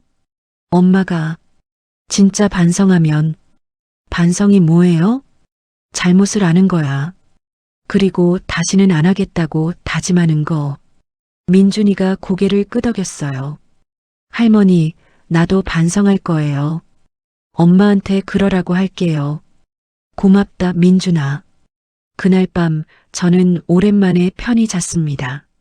악몽도 없었어요. 남편 꿈도 꾸지 않았지요. 그냥 평온했습니다. 아침에 일어났을 때 햇살이 방 안으로 들어왔어요. 따뜻했습니다. 이제 정말 끝났구나. 내가 해냈어. 창문을 열었어요. 신선한 공기가 들어왔지요. 새들이 지저귀고 있었습니다. 저는 깊이 숨을 들이마셨어요. 살아있다는 게 느껴졌습니다. 나는 이겼어. 수진이한테도, 세상한테도, 그리고 나 자신한테도. 핸드폰을 봤어요. 문자가 와 있었습니다. 영자였어요. 순덕아, 축하해. 오늘 점심 먹자. 내가 살게. 저는 웃었습니다. 그래. 먹자. 답장을 보냈어요. 오늘은 좋은 날이 될 것 같았습니다. 아니, 앞으로 매일이 좋은 날일 거예요. 왜냐하면 저는 이제 자유니까요. 수진이의 그림자에서, 두려움에서, 수치심에서 모두 자유로워졌습니다. 이제 남은 건 하나였어요. 평온하게 사는 것, 그리고 민준이를 잘 키우는 것. 그것만 하면 됐습니다. 3개월이 흘렀습니다. 저는 재훈이, 민준이와 함께 평온하게 살았어요. 아침에는 민준이를 유치원에 데려다 주고, 낮에는 복지관 친구들을 만나고, 저녁에는 손주와 저녁을 먹었지요. 행복했습니다. 하지만 완전히 끝난 건 아니었어요. 어느 날 교도소에서 편지가 왔습니다. 수진이가 보낸 거였어요. 처음엔 버리려고 했습니다. 하지만 궁금했어요. 봉투를 뜯었습니다. 편지에는 이렇게 적혀 있었어요. 어머님, 저 수진이에요. 어떻게 시작해야 할지 모르겠어요. 용서해달라는 말은 하지 않을게요. 그럴 자격이 없으니까요. 저는 지금 매일 어머님 생각을 해요. 제가 어머님한테 얼마나 끔찍한 짓을 했는지. 처음엔 제가 피해자라고 생각했어요. 시어머니 모시는 게 힘들었고, 일도 해야 했고, 육아도 해야 했으니까요. 하지만 그건 핑계였어요. 어머님은 저를 도와주려고 오신 건데, 저는 어머님을 괴롭혔어요. 왜 그랬을까요? 지금도 이해가 안 돼요. 아마 제가 나쁜 사람이었나 봐요. 민준이 보고 싶어요. 얼굴이라도 보고 싶어요. 하지만 볼 수 없겠죠. 제가 그럴 자격이 없으니까. 어머님 건강하세요. 제발 건강하세요. 그게 제 마지막 바람이에요. 수진 올림. 편지를 읽고 나니 복잡한 감정이 들었어요. 분노도 있었고, 슬픔도 있었고, 동정도 조금 있었지요. 하지만 용서할 순 없었습니다. 편지를 서랍에 넣어뒀어요. 일주일 후 교도소에서 또 연락이 왔습니다. 이번엔 전화였어요. 피해자분 맞으시죠? 수감자 김수진이 면회 신청을 했는데요. 면회요? 네. 오시겠습니까? 저는 망설였습니다. 생각해보고 연락드릴게요. 재훈이한테 물어봤어요. 엄마 가보세요. 왜? 마지막으로 할 말이 있으실 것 같아서요. 할 말이? 네. 그리고 엄마도 끝을 내셔야죠. 진짜 끝을. 재훈이 말이 맞았어요. 저는 교도소 면회를 신청했습니다. 면회일은 일주일 후였어요. 그 일주일 동안 저는 무슨 말을 할지 생각했습니다. 욕을 할까, 울까, 화를 낼까? 아니면 그냥 조용히 얼굴만 보고 올까? 결정하지 못했어요. 면회 당일이 됐습니다. 영자가 같이 가주겠다고 했지만 거절했어요. 이건 내가 혼자 해야 해. 알았어. 조심해서 다녀와. 교도소는 서울 외곽에 있었습니다. 버스를 2번 갈아타고 갔어요. 교도소 문 앞에 서니 긴장됐습니다. 안으로 들어갔어요. 신분증을 제시하고 소지품 검사를 받고 면회실로 안내받았지요. 투명한 유리창이 있고 양쪽에 전화기가 걸려 있었어요. 의자에 앉아 기다렸습니다. 심장이 쿵쾅거렸어요. 문이 열리고 수진이가 들어왔습니다. 죄수복을 입은 수진이는 완전히 다른 사람 같았어요. 머리는 짧게 잘렸고 얼굴은 헬쑥했으며 눈은 생기가 없었지요. 수진이가 저를 보더니 눈물을 흘렸습니다. 전화기를 들었어요. 저도 들었지요. 어머님, 수진이의 목소리가 떨렸어요. 와줘서 감사합니다. 저는 아무 말도 하지 않았습니다. 그냥 수진이를 바라봤어요. 어머님, 죄송해요. 정말 죄송해요. 그래, 제가 미쳤었어요. 정말 미쳤었어요. 알아. 어머님한테 왜 그랬는지 저도 모르겠어요. 매일 후회해요. 매일. 수진이가 울었어요. 저는 차갑게 물었습니다. 그 계획서는 뭐였니? 수진이가 얼굴을 들었어요. 그건 시어머니 몰아내기 계획. 단계별로 적어놨더구나. 어머님, 그건 대답해라. 수진이가 고개를 숙였습니다. 처음엔 그냥 메모였어요. 스트레스 풀려고 쓴 거. 거짓말하지 마라. 죄송해요. 사실이에요. 계획했어요. 왜? 어머님이 부담스러웠어요. 집에 계시는 게 간섭하시는 것 같고 제 공간이 없는 것 같고 그래서 나를 괴롭힌 거냐? 네. 어머님이 힘들어서 나가시길 바랐어요. 저는 웃었습니다. 비웃음이었어요. 어이가 없구나. 내가 너희를 돕겠다고 온 건데. 알아요. 지금은 알아요. 그때는 몰랐어요. 변명하지 마라. 수진이가 울음을 삼켰어요. 저는 천천히 말했습니다. 수진아, 나는 너를 용서 못해. 알아요. 6개월 동안 나는 지옥에서 살았어. 매일 죽고 싶었어. 죄송해요. 너한테 맞을 때마다, 모욕당할 때마다 나는 내가 쓸모없는 인간이라고 생각했어. 눈물이 났어요. 하지만 참았습니다. 그런데 알아? 지금 생각해보니 내가 잘못한 게 아니었더라. 네. 잘못한 건 너야. 나는 피해자고. 네. 맞아요. 그걸 인정하니? 네. 인정해요. 제가 가해자예요. 수진이가 고개를 숙였어요. 저는 계속 말했습니다. 나는 이제 너 없이 잘 살 거야. 민준이도 잘 키울 거고.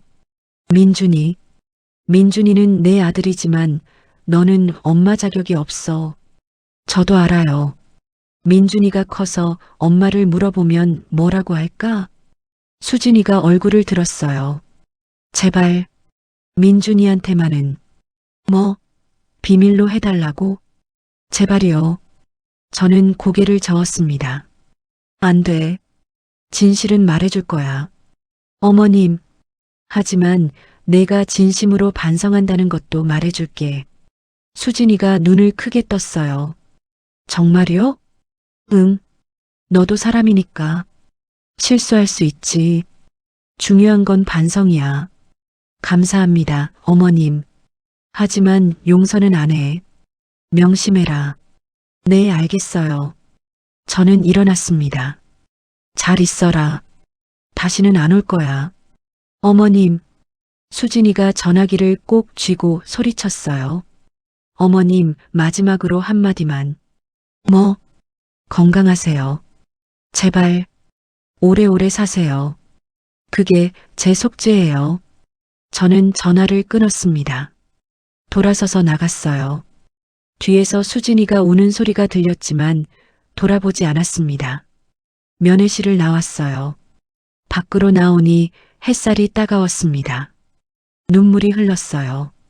슬퍼서가 아니었어요. 후련해서였지요. 이제 정말 끝이야. 버스 정류장으로 걸어갔습니다. 핸드폰이 울렸어요. 영자였어요. 순떡아, 어떻게 됐어? 끝났어. 수진이 만났어? 응. 뭐라고 하던데? 사과했어. 우는 것도 봤고. 그래서 용서는 안 했어. 하지만 이제 마음이 편해. 다행이다.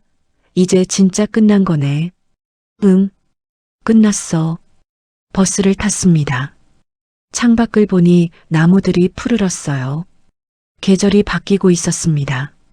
겨울이 지나고 봄이 온 것처럼 제 인생에도 봄이 온 거예요. 집에 도착했습니다. 민준이가 달려왔어요. 할머니, 민준아, 할머니 어디 갔었어요? 할머니, 중요한 일 보고 왔어. 무슨 일이요? 응, 나중에 크면 얘기해 줄게. 민준이를 안아 올렸습니다. 재훈이가 부엌에서 나왔어요. 엄마, 괜찮으세요? 응, 괜찮아. 수진이 만났어요? 응. 어땠어요? 후련했어. 이제 정말 끝난 것 같아. 재훈이가 웃었어요. 잘하셨어요, 엄마. 그날 저녁, 우리 셋은 함께 밥을 먹었습니다. 민준이가 재롱을 떨고, 재훈이가 웃고, 저도 웃었어요. 평범한 저녁이었지만 행복했습니다. 밥을 다 먹고 설거지를 하는데 재훈이가 말했어요. 엄마, 제가 둘째 생각하고 있어요. 뭐? 재훈이요. 나중에 민준이한테 동생도 필요하고 저도 혼자 키우기 힘들어서요. 저는 고개를 끄덕였습니다. 그래. 좋은 사람 만나라. 걱정 안 하세요? 뭘? 또 수진이 같은 사람 만날까봐. 그럴 리 없어. 너 이제 눈이 생겼잖아. 재훈이가 웃었어요. 그렇죠. 이번엔 잘 볼게요. 그래. 그리고 엄마가 있잖아. 내가 지켜줄게. 네, 엄마. 그날 밤 잠자리에 들었어요. 오랜만에 평온한 마음이었습니다. 남편 꿈을 꿨어요. 남편이 웃으며 말했습니다. 순떡아, 고생 많았어. 이제 편히 살아. 여보, 너 정말 강해졌구나. 자랑스러워. 고마워요. 이제 행복해라. 그게 내 소원이야. 남편이 제 머리를 쓰다듬었어요. 따뜻했습니다. 꿈에서 깨어났을 때 미소 짓고 있었어요. 창밖을 보니 아침이었습니다. 새로운 하루가 시작되는 거였어요. 1년이 흘렀습니다. 많은 것이 변했어요. 재훈이는 좋은 사람을 만났습니다. 초등학교 교사인 지혜라는 여자였어요. 어머님, 인사드려요. 저 김지혜예요. 반갑습니다. 지혜는 따뜻한 사람이었어요. 민준이한테도 잘해줬고 저한테도 공손했지요. 어머님, 제가 요리 배웠는데요. 이거 한번 드셔보세요. 고맙구나. 수진이와는 완전히 달랐어요. 진심이 느껴졌거든요. 재훈이와 지혜는 6개월 사귀다가 결혼했습니다. 조촐한 결혼식이었어요. 가족들만 모였지요. 민준이가 말했어요. 할머니, 이제 새 엄마 생겼어요. 그래, 우리 민준이. 근데 할머니, 진짜 엄마는요? 아이가 물었습니다. 저는 민준이를 안쳤어요. 민준아, 진짜 엄마는 지금 멀리 있어. 왜요? 잘못을 해서 벌을 받고 있어. 무슨 잘못이요? 할머니한테 나쁜 짓을 했어. 민준이가 눈이 커졌어요. 할머니한테요? 응. 그럼 엄마 나쁜 사람이에요? 저는 민준이 머리를 쓰다듬었습니다. 아니야. 엄마는 나쁜 사람이 아니야. 그냥 실수한 거야. 실수? 응. 사람은 실수할 수 있어. 중요한 건 반성하는 거야. 엄마 반성했어요? 응. 많이 반성했어. 그럼 용서해줬어요? 저는 잠시 말이 없었어요. 민준아, 용서는 어려운 거야. 시간이 필요해. 할머니 아직도 아파요? 조금. 민준이가 제 손을 잡았어요. 할머니, 나도 사과할게요. 엄마 대신. 민준아. 할머니, 미안해요. 엄마가 할머니한테 나쁜 짓 해서 아이가 울먹였어요. 저는 민준이를 꼭 안아줬습니다. 괜찮아. 내 잘못이 아니야. 할머니. 민준아, 넌 착한 아이야. 엄마보다 훨씬 착해. 민준이가 제 품에서 울었어요. 저도 눈물이 났습니다. 하지만 이제 슬픈 눈물이 아니었어요.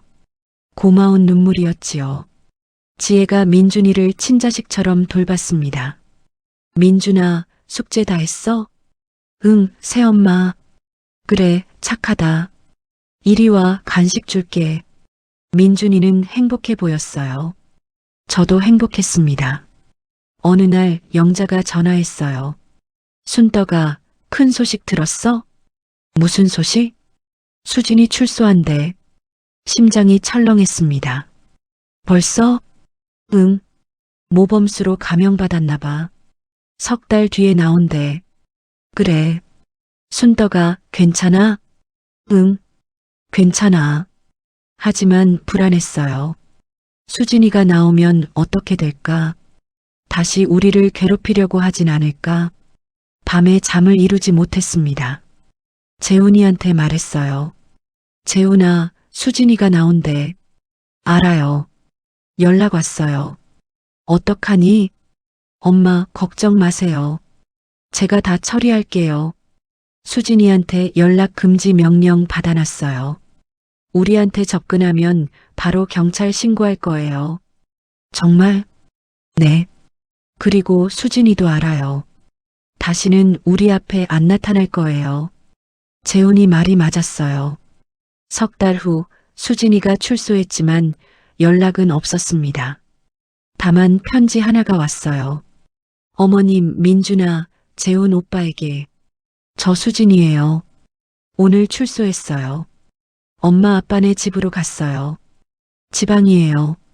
여기서 다시 시작하려고 해요. 어머님, 정말 죄송했어요. 매일 반성하며 살겠습니다. 민준아, 엄마가 미안해. 내가 행복하길 바라. 재훈 오빠, 좋은 사람 만나세요. 그게 제 바람이에요. 다시는 연락 안 할게요. 건강하세요. 수진 올림. 편지를 읽고 나니 복잡한 감정이 들었어요. 하지만 안도감이 더 컸습니다. 이제 정말 끝이구나. 계절이 또 바뀌었습니다. 가을이 왔어요. 어느 날 저녁, 우리 가족은 공원에 나갔습니다. 재훈이, 지혜, 민준이, 그리고 저. 민준이가 뛰어다니며 놀았어요. 할머니, 나 그네 탈래요. 그래, 할머니가 밀어줄게. 그네를 밀어주며 민준이 웃는 얼굴을 봤어요. 행복해 보였습니다. 재훈이와 지혜가 벤치에 앉아 이야기하고 있었어요. 평화로운 풍경이었지요. 이게 행복이구나. 그때 누군가 제게 다가왔습니다. 중년 여자였어요. 혹시 박순덕 씨 맞으세요? 네, 그런데요. 저 뉴스에서 봤어요. 며느리한테 학대당하신.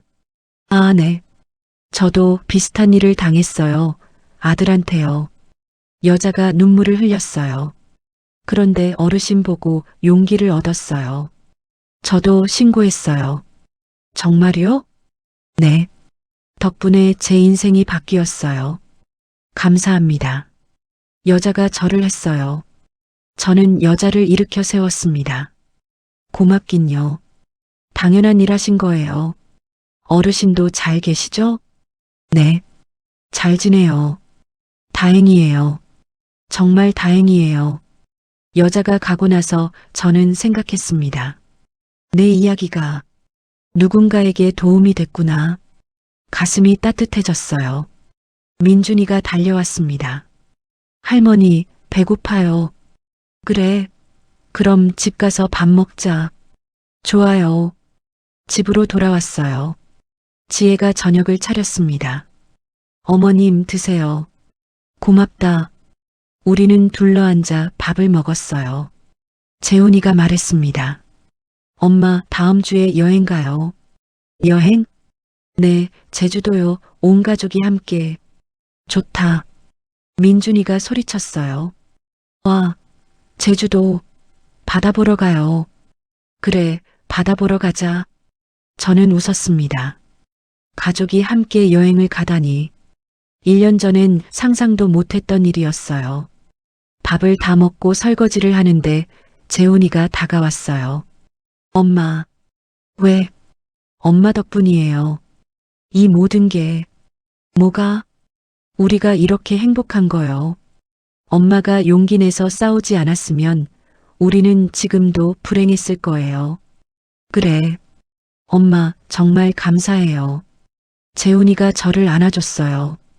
저도 아들을 안아줬습니다. 너희들이 행복하면 엄마도 행복하다. 사랑해요, 엄마. 나도 사랑한다. 그날 밤 잠자리에 들었어요.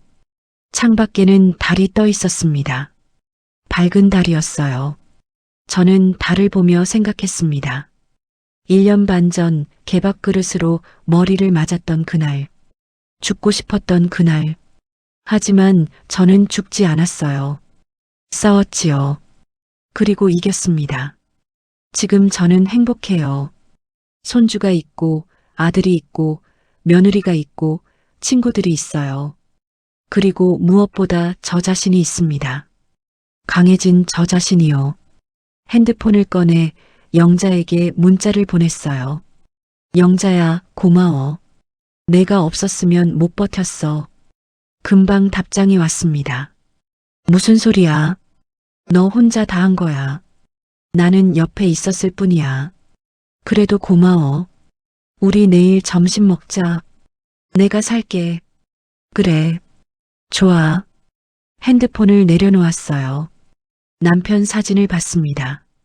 여보, 나 잘 살고 있어. 걱정 마. 사진 속 남편이 웃고 있는 것 같았어요. 눈을 감았습니다. 편안했어요. 더 이상 악몽도 없었고 두려움도 없었지요. 그냥 평온했습니다. 이제 저는 새로운 삶을 살 거예요. 과거는 과거일 뿐이에요. 중요한 건 지금 그리고 앞으로예요. 저는 민준이가 크는 걸 볼 거예요. 결혼하는 것도 보고 아이를 낳는 것도 볼 거예요. 그리고 행복하게 늙을 거예요. 그게 제 복수의 완성이에요. 행복하게 사는 것. 그것보다 더 큰 복수는 없으니까요. 여러분, 제 이야기를 끝까지 들어주셔서 감사합니다. 혹시 저처럼 힘든 시간을 보내고 계신 분이 있다면 말씀드리고 싶어요. 참지 마세요. 싸우세요. 당신은 존중받을 자격이 있습니다. 노인이라고, 약하다고, 가족이라고 참아야 하는 건 아니에요. 정의는 반드시 이깁니다. 시간이 걸릴 수도 있고 힘들 수도 있어요. 하지만 포기하지 마세요. 끝까지 가세요. 그러면 언젠가 저처럼 평화를 찾을 수 있을 거예요. 이 영상이 도움이 되셨다면 구독과 좋아요 부탁드려요. 여러분의 응원이 큰 힘이 됩니다. 댓글로 여러분의 이야기도 들려주세요. 건강하세요. 그리고 행복하세요. 감사합니다.